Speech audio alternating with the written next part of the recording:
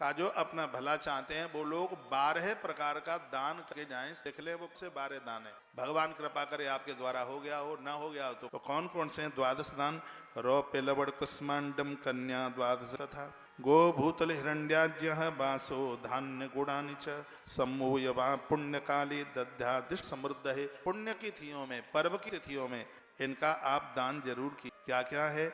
स्त्रीणाम धर्मार्थनाम द्रव्यम पैतृकम भर्तकम तथा। पहले तो ये सुन लो कि पति की कमाई नी के पास में है, उस धन का दान करने से उस दान का अनंत गुना फल प्राप्त होता है।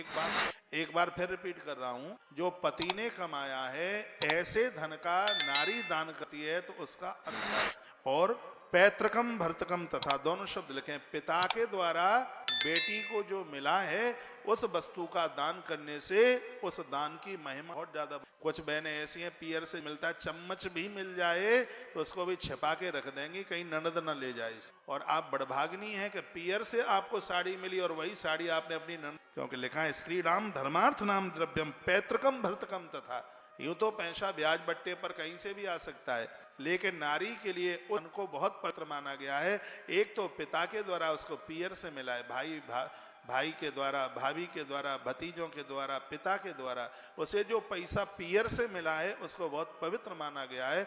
उस वस्तु का दान करने से आनंद मिलता है। और दूसरा, पति ने जो कमाया है, पत्नी ने उसका दान किया है, उस धन का भी उस परिवार को आनंद प्राप्त। पति के द्वारा कमाया गया या पियर से मिला हुआ वो पैसा कहाँ कहाँ दान में देना चाहिए, अब ये लिखे इसकी 12 जगह, और वो मैं आपको निवेदन कर रहा हूँ। क्या क्या बताया? का गौ भू तिल हिरण्याज्य बासो धान्य गुणानि। नंबर 1, जीवन में गोदान करके जाइए। गरुड़ पुराण में लिखा है कि 5 गायों का दान करो, 5 प्राण है। 5 का नहीं कर, 1 गौ माता का दान जरूर। माता पिता के लिए गौदान करके बच्चे माता पिता के ऋण से, बैतरणी से पार होने के लिए एक सिर्फ और सिर्फ यदि कोई है तो, और आपने जो दान किए हैं उसके और तमाम तरह के मिलते हैं, लेकिन वैतरणी से पार होने के लिए यदि कोई दान है तो गौदान है। धरती के ऋण से हो जाता है पृथ्वी। व्यक्ति, क्योंकि जब जब धरा के ऊपर कष्ट आया तब उसने गाय का ही भेज। धरती माता को एक बार नारायण ने पूछा, हे देवी, धरती पर जन्म लेने वाले लोग तेरे ऋण से कैसे मुक्त हो सकते हैं? धरती माता की आंख में आंसू आए, तत्काल वो गाय बन गई और उसने कहा, जो गाय का दान करेगा, गोदान करेगा, वो मेरे ऋण से मुक्त भी हो जाएगा और बैतरणी को पार भी हो जाएगा। इसलिए हर सनातनी को चाहिए।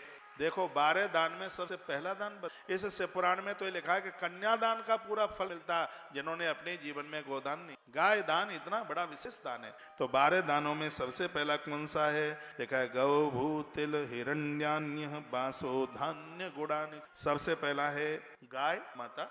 आपको पता है कि पहले बेटियों की शादियां हुआ करती थी, गाँव के तो जानते ही हैं, तो उस बिटिया की ससुराल में गैया भेज देते, उतनी व्यवस्था नहीं देते, एक बछिया और भेज देते हैं। आपकी ससुराल में पापा ने, पहले ऐसा होता था। जब कोई मरणासन व्यक्ति होता था तो घर में पिताजी कहते थे बच्चे से, बेटा एक बछिया लेके आ जाओ, दादी के हाथ में पकड़ा दो। और मरणासन व्यक्ति को जब गैया दी जाती तो या तो वो खड़ा हो जाता या फिर दुनिया छोड़ के चला जाता, वो कष्ट नहीं भोगता।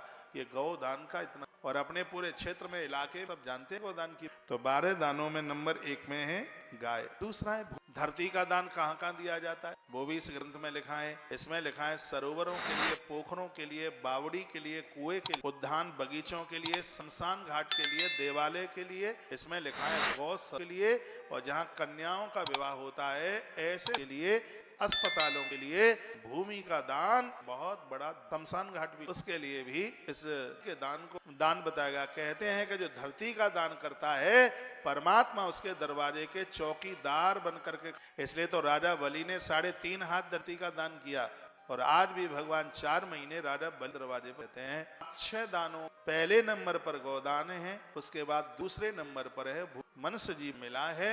और यदि 2 पैसे इकट्ठे आप कर सकें तो भले ही बिलंदा भर जमीन का दान करके जाएं, मृत्यु लोक में जमीन का दान कर, जमीन का दान कर, ये महिमा। तत्पश्चात है तीसरा, ये आयुष बढ़ाता है। एक एक दान की महिमा है। तिल के दान को भी बहुत बड़ा दान बताया गया। फिर का सुवर्ण का दान, बेटी की शादी आप कर रहे हैं, एक बार के लिए नकदी भले ही कम रह जाए, लेकिन सोना चांदी कमर के नीचे सोना नहीं, कमर के ऊपर सोना।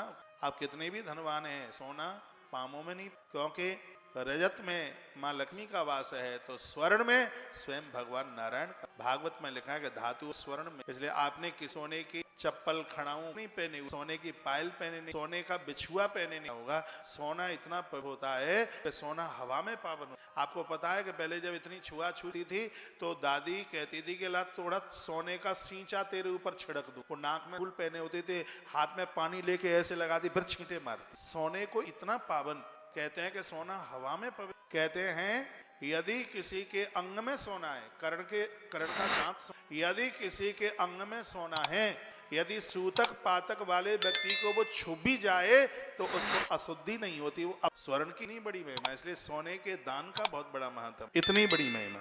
तत्पश्चात आगे कहा घी का दान भी बहुत बड़ा दान है। 12 दानों में से घी, कहीं भंडारा होता है, हवन यज्ञ होता है तो घी का दान, वंश वृद्धि बढ़ती है, दिन दूना रात्रि चौगने। घी का इतना बड़ा प्रभाव है, घी का दान। और अगली बात कही वस्त्र का दान। द्रौपदी माता ने वस्त्र ही तो फाड़ करके दे दिया था, कन्हैया के उंगली पर लिपटा दी, साड़ी ही तो फाड़ दी। भगवान कहते हैं द्रौपदी मैं तो तेरा ऋणी हो गया। साड़ी बिच नारी के नारी बिच साड़ी, साड़ी की नारी के नारी की साड़ी, बसन रूप भय श्याम। द्रौपदी के लिए भगवान श्री कृष्ण ने वस्त्र अवतार धारण किया। आपकी ननद घर आती है, बेटी आती है, तो ये उसको आप लिफाफे के संग में उसे वस्त्र जरूर। कोई ब्राह्मण आपके घर आता है, आप अनुष्ठान कराते हैं, उसे आप दक्षिणा देते हैं, उसके साथ में दीजिए, क्योंकि वस्त्र परिवार की लाज को बचाकर रखता है। ये वस्त्र। अगली बात कही जा रही है, क्या है अगली बात कही गई? दान यानी अन्न का दान भी विशेष। अन्न का दान बहुत। कर्ण ने भारी सोने का दान किया। ये भी कथा महाभारत में आती है। जब कर्ण ऊपर पहुंचे तो चिल्ला रहे थे हम भूखे हैं, तो देवराज इंद्र के जनों ने उनके सामने थालों में सोने की ईंटें ला कर सोने के। कर्ण ने कहा ये क्या कोई खाने की चीज है? तब वरुण देवता ने कहा हे सूर्य पुत्र, तुमने स्वर्ण का दान किया था, मृत्यु लोक में जो जिस चीज का दान करता है उसको यहाँ वो मिल जाती है। तुमने अन्न का दान नहीं किया, तो यहाँ अन्न में खाने को। तो कर्ण ने क्या कहा मना, पता है? कर्ण ने कहा कि मैंने जो भी कुछ अच्छा किया तो चलो मैं तुमसे अन्न नहीं मांगता, लेकिन आप मुझे कुछ और दे सकते हो, कहा और मांग लो। तो कर्ण ने कहा मैं थोड़ी देर के लिए मृत्यु लोक जाना चाहता, मृत्यु लोक शरीर सहित मृत्यु लोक जाना चाहता हूँ। देवराज इंद्र ने कहा दिया। कर्ण शरीर सहित धरती पर आए, हस्तिनापुर में पहुंचे। धर्मराज युधिष्ठिर ने बड़ा आदर किया। कर्ण की आंख में आंसू आ गए, अपने भाई से मिले और कहा मेरे अनुज अब देर मत करो, 10,000 ब्राह्मणों को न्योता दे दो, मैं उनको अन्न जमाने के लिए, भंडारा जमाने के लिए आया हूं। 10,000 ब्राह्मणों को बुलाया गया। कर्ण ने अपने हाथों से उनको भोजन कराया। द्वारा से कर्ण को लेने के लिए देवता मृत्यु लोक में पधारे। नगाड़े बज रहे थे। कर्ण अपने दिव्य धाम को जाके पहुंचे। कर्ण बहुत बड़ा दान, बहुत बड़ा दान। अब कथा में से पुराण की कह रहा हूं, नहीं तो भागवत वगैरह की एक आध। तो ये अन्न का दान, आवे अतिथि द्वार पर, दरबारे पर कोई अतिथि आवे तो उसको भूखा नहीं जाने दो। भोजन इसमें बिल्कुल बड़ी महिमा है, बहुत ज्यादा महत्व है।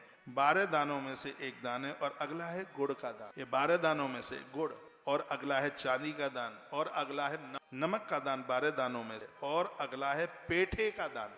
आज एकादशी है, थोड़ा पेठा खाया कर। 11 के दिन पेठे खाने की महिमा क्या है? 11 के दिन आप पेठा खाओगे तो मुंह से कभी भगवान को, झूठे मुंह से कभी आपने पूजा की सामग्री को छू लिया तो उससे भगवत दोष लगता है। 11 के दिन पेठा खाने से और पेठे का दान करने से ये दोष समाप्त हो जाता है। हर 11 को थोड़ा सा पेठा, मैं भी अपने तुलसीवन आश्रम क्विंटलों पेठे का दान करता है। यदि आप टेलीविजन पर देखते रहते हैं बराबर सिरा दे, यदि आप टीवी पर आप देखते रहते हैं, आश्रम के साथ जुड़े हुए हैं, तो ये बात आपको जरूर पता होगी। 12 दानों में से पेठे का नाम आता है। और 12वें नंबर पर है कन्यादान। अपने घर में कन्या नहीं है, बेटी नहीं है, तो गरीब की बिटिया के विवाह में आप जरूर सहयोग कीजिएगा।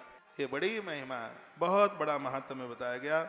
आनंद आ गया। और भी कुछ दान हैं, ये तो 12 विशेष हैं। और क्या क्या है? आम का दान। ये लिखने के लायक बात है। 4 महीने बड़े गर्मी के हैं, बैसाख, जेठ और आषाढ़ और चैत्र। इन महीनों में आम के रस से भगवान महादेव का आम के रस, इसके द्वारा भगवान शंकर के अभिषेक करने की बात कही गई। आम का दान करने की बात, विशेष फलों में आम के फल के दान की बात कही। केले का दान भी विशेष दानों में, औषधियों का दान भी विशेष दानों में, नारियल का दान, बादाम का दान, उड़द की दाल, मूंग की दाल, ये सब वर्णन है। इसमें लिखा है काली मिर्च के दान को बड़ा विशेष दान माना गया है।